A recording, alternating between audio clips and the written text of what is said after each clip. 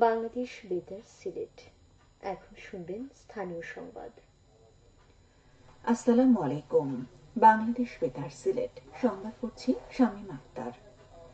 প্রকৃতির সঙ্গে সামঞ্জস্য রেখে টেকসই উন্নয়ন এই প্রতিপাদ্যকে সামনে রেখে সারা দেশের মতো সিলেটেও আজ পালিত হচ্ছে বিশ্ব জীববৈচিত্র্য দিবস।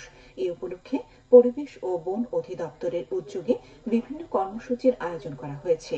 এসব কর্মসূচির মধ্যে রয়েছে র্যালি, আলোচনা সভা ও সচেতনতামূলক প্রচারাভিযান। এদিকে দিবসটি উপলক্ষে র্যালি ও আলোচনা সভা অনুষ্ঠিত হয়েছে মৌলভীবাজারে। আজ সকালে বর্ষিজোড়া ইকো পার্ক থেকে বের হয়ে সচেতনতামূলক বর্ণাঢ্য র্যালি, পরে কালেক্টরেটের সভাকক্ষে অনুষ্ঠিত হয় আলোচনা সভা।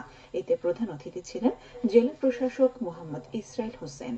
সভায় প্রশাসন, পরিবেশ ও বন অধিদপ্তরের ঊর্ধ্বতন কর্মকর্তা, বিভিন্ন পরিবেশবাদী সংগঠনের নেতৃবর্গ, জনপ্রতিনিধি, সুশীল সমাজের প্রতিনিধি সহ 184 জন ব্যক্তি উপস্থিত ছিলেন।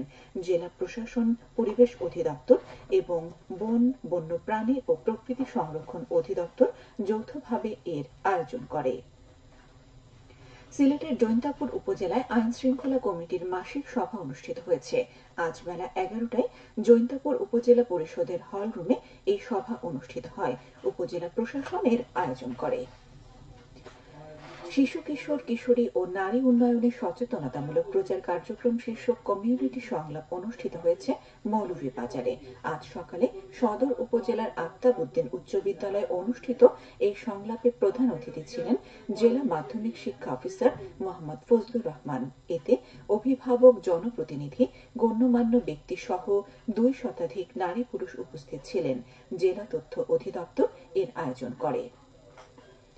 সিলেটের বিভাগীয় কমিশনার খান মোহাম্মদ রেজাউন নবী বলেছেন, সাম্প্রদায়িক সম্প্রীতি প্রতিষ্ঠা ও সামাজিক সমস্যা নিরসনে ইমাম ও খতিবরা প্রশংসনীয় ভূমিকা রাখছে।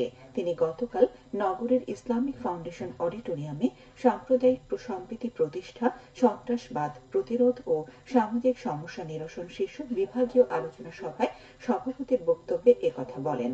অনুষ্ঠানে সিলেট বিভাগের 5 শতাধিক ইমাম অংশ নেন। সিলেটের জেলা প্রশাসক মোহাম্মদ শের মাহবুব মুরাদ বলেছেন, রাষ্ট্রের স্বার্থে সবাইকে এক হতে হবে। সবার আগে রাষ্ট্রের কল্যাণের দিকে নজর দিতে হবে। এজন্য সবার ঐক্যবদ্ধতার প্রয়োজন, নইলে আমাদের আবার পেছনে চলে যেতে হবে। 24-এর গণঅভ্যুত্থানে সবাই ব্যক্তি স্বার্থ ও ক্ষতির চিন্তা না করে রাষ্ট্রের প্রয়োজনে এক হয়েছিলেন। তাই ব্যক্তি স্বার্থ ও ক্ষতির ঊর্ধ্বে চিন্তা করে রাষ্ট্রের প্রয়োজনে চিন্তা করতে হবে এবং এক থাকতে হবে। তিনি গতকাল সার্কিট হাউসে আঞ্চলিক তথ্য অফিস সিলেটের আয়োজনে গণমাধ্যম প্রতিনিধিদের অংশগ্রহণে 24-এর ছাত্র জনতার অভ্যুত্থান ও গণতন্ত্র প্রতিষ্ঠায় গণমাধ্যমের ভূমিকা শীর্ষক সেমিনারে সভাপতির বক্তব্যে একথা বলেন। এর আগে শুরুতে তিনি 24-এর ছাত্র জনতার অভ্যুত্থানে শহীদ সাংবাদিক ATM তুরাব সহ সকল শহীদদের প্রতি শ্রদ্ধা জ্ঞাপন করেন এবং আহত ও অভ্যুত্থানে যারা অবদান রেখেছেন তাদের কৃতজ্ঞতা চিত্তে স্মরণ করেন। সেমিনারে মূল প্রবন্ধ উপস্থাপন করেন দৈনিক নয়া দিগন্তের সিলেট ব্যুরো প্রধান আব্দুল কাদের তাপাদার।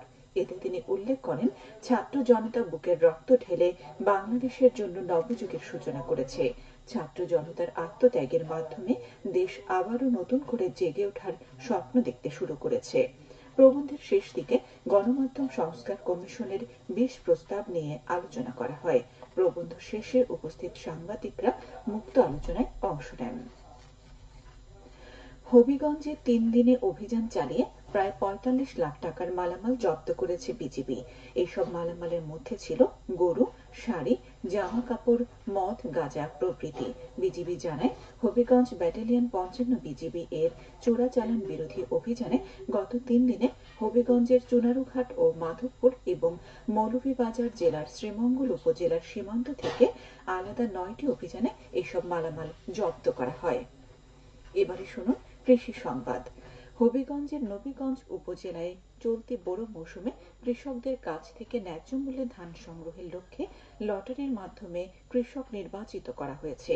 গতকাল উপজেলা পরিষদে উন্মুক্তভাবে এই লটারি অনুষ্ঠিত হয়। এই সময় সাংবাদিক, সরকারি কর্মকর্তা ও কৃষকরা উপস্থিত ছিলেন। উপজেলার 13টি ইউনিয়ন ও একটি পৌরসভায় 1290 জন কৃষক অনলাইনের মাধ্যমে ধান বিক্রির জন্য আবেদন করেন। আবেদনকারী কৃষকদের মধ্যে উন্মুক্ত লটারির মাধ্যমে 750 জন কৃষককে নির্বাচিত করা হয়। সবশেষে আবহাওয়া। সন্ধ্যে 6টা পর্যন্ত পূর্বাভাসে বলা হয়েছে সিলেট সহ পার্শ্ববর্তী এলাকার জন্য কোনো সতর্কবাণী নেই এবং কোনো সংকেতও দেখাতে হবে না। আজ সিলেটে সূর্যোদয় হয়েছে 5টা 6 মিনিটে এবং সূর্য অস্ত যাবে 6টা 33 মিনিটে। সংবাদ শেষ হলো। আমাদের পরবর্তী স্থানীয় সংবাদ প্রচারিত হবে সন্ধ্যে 7টায়।